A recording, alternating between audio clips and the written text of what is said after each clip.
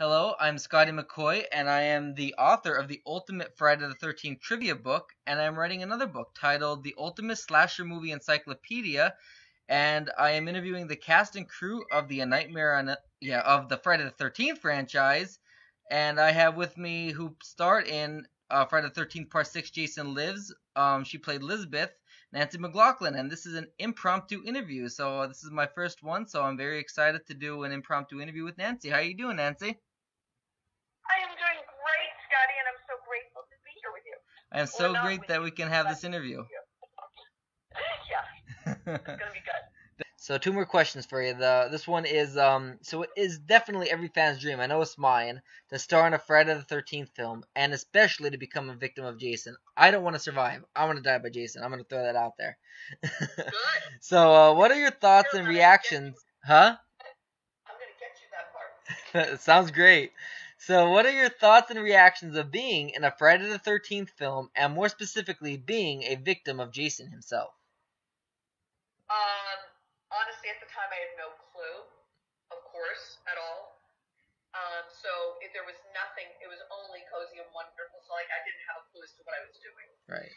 I didn't have a clue for many years because I just, you know, raising my kids and just doing stuff. I wasn't paying attention. And Tommy always did all the business end of that stuff. Right. So I wasn't aware that people really cared Right. until I don't know how many years ago, but Crystal Lake. That's when I started realizing, oh my gosh, this is really something special. Right. So kind of really, really honored. And honestly, my death scene, I think it's brilliant. I am so thrilled. But like, I don't think about it. But when you ask me that question, it's really cool. It's really cool. But I never think about it like that. I just think, what a great experience and how wonderful the people were. Right. So the last question I have, and I'm gonna ask you this question before I ask the actual question. Are you ready to love me? I love you. Yes, I'm ready to love you. So, how about you tell us a little bit about this web series? You're not going to believe it. It's the best thing. Well, first off, it's under, and everybody in the world should check it out. And you have his book. Okay. Sean Lee Hung. Yep. Greenhouse Arts and Media. The concept behind it is to live in Hollywood as an artist, or anywhere in the world, but any kind of artist, there's a unique quality to art, to the artistic part of our being. And it makes us more quirky depending on how creative we are. Right. So a lot of times we feel like odd, and I know I have felt so unique. I feel like a little unicorn 90% of the time. But if you find your identity, and it is a Christ thing, because Christ made us creative beings in His image, so we're supposed to be unique. And realizing that is what He's bringing together is a company of people that want to serve their talent, not to serve their success. Because success will come or not come, but being fruitful and using your talents to help other people is what it's about. So I started getting involved with them, and I'm now writing, and I just won Best Actress Award from that I believe will become very large, called the Clappy, from Creative Arts, and I was blown away. I was blown away by the kindness of these people. Through them, a group, he wrote a web series, and it's called, what is it called?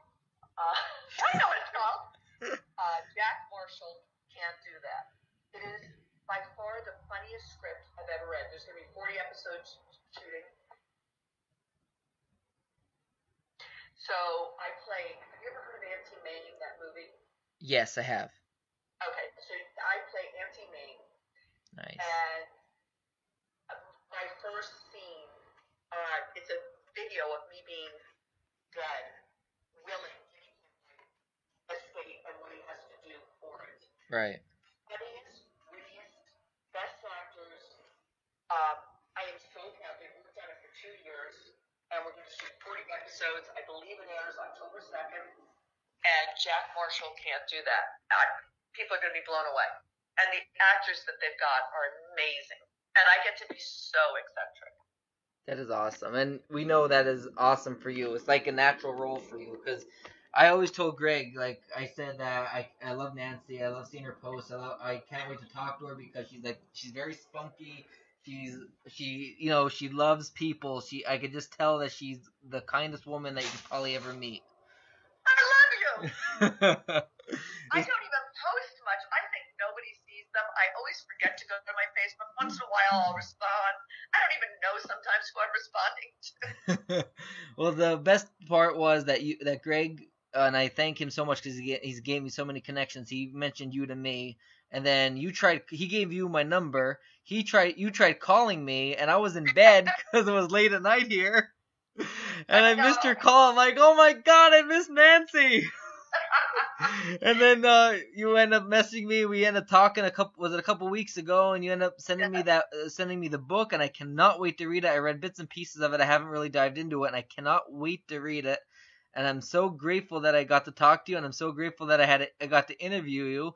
I mean, this was literally an impromptu interview. I literally just got home from a 2-hour drive from work to my parents' place. I just literally pulled in once you messaged me, and I wrote back to you, and I'm unpacking my stuff while you're writing to me, and you're like, call me now. As soon as I saw your name, a message of the guilt went through me so bad that I blew it the last interview, that I just went, oh my god, I've got to talk to him now. We can't make dates. We've just got to do it. It's got to be done now. Right. I'm here now. And the thing a lot of people don't understand about these interviews is that there's a lot of prep work. A lot of people even at my job don't understand that there's so much prep work. I have to write the questions up, think of the questions, and then write them up, and then I have to like check the microphone. Like for this interview was so impromptu. I didn't have my paper with me that I had printed out. Thankfully my questions were on my laptop saved. And then on top of that, I didn't even get to check the mic, so hopefully, I'm sure the interview is recording perfectly because I could see the bars moving. So, but I mean, I didn't even get to do any mic check. I didn't do it. It was like all sudden. If it isn't, we do a complete redo, and it will be perfect. And I do know the hard work it takes to go into this. I really do. Yeah. As I told you, my dad also did sound effects, and he also wrote books, and he also the amount of work goes, and a comedy writer, I'm going into anything you do, you think it's nothing, but then you try it for a day. Right. People think acting is easy. Right. It isn't. Hitting your mark is difficult. Exactly. And my one coworker told me, he's like, but all you have to do is just write up a couple questions and ask them it. You know the movies well. Yeah. I'm like, yeah, but I mean, I don't want to ask them lame ass questions. I want to think of questions that are gonna benefit the readers, who's gonna want to buy my book. The questions I ask, I ask some that you might have been asked already, but I like to find questions that are unique that I'm thinking of, so the readers that buy my book are gonna learn something new, not hear repeats that they hear in documentary over documentary. Agreed. I fully agree, and I think you asked some very good questions. Thank you very much. And I said more than I should, probably, because I always do. And I'm grateful, Scotty, and I look forward to meeting you. Thank you. I really want to meet you someday, so I really look forward to that when that time comes. It will. Definitely. Because you'll have to do a book signing in California, I'm sure. Yes, I have to. Especially once my encyclopedia comes out, I think a book signing on the Ultimate Slasher Movie Encyclopedia will be an amazing book signing to have. Oh, and there's a couple of places you should have it. Well, first off, you should have it at Universal Studios. I don't know why. They had that's where Crystal Lakes one was, and it was like all lit up. It's just a great place. That's cool. Or there's little bookstores like Dark Delicacy. That a lot of book signings are there. That would be a cool place to do. We'll get you book signings. You just get the book. That sounds good. Once the book comes out, you can get me a book sign. Set me up with a book signing. I'll be more than happy to come out there. Done. I will get that. I don't know how, but I will. Those things I can do. Sounds great. I'm good with the computer. Thank you so much, Nancy, for the readers, or the listeners, I should say, at this point, because I'm going to be posting about a 5 to 6 minute sneak peek on my fan page. Just so you know, if you want to hear the full interview, I'm going to put this part, the ending, right now in the sneak peek. If you want to hear the full interview, you can read it in my Ultimate Slasher Movie Encyclopedia.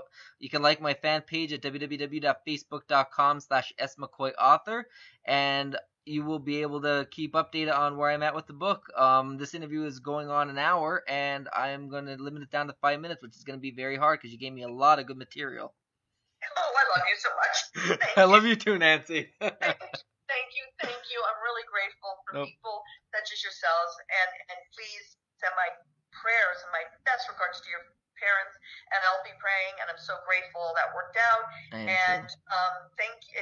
Please again, check out Greenhouse Arts and Media. It really is changing the topography of Hollywood to make it friendly and loving and a warm place to come, not a cold disconnect.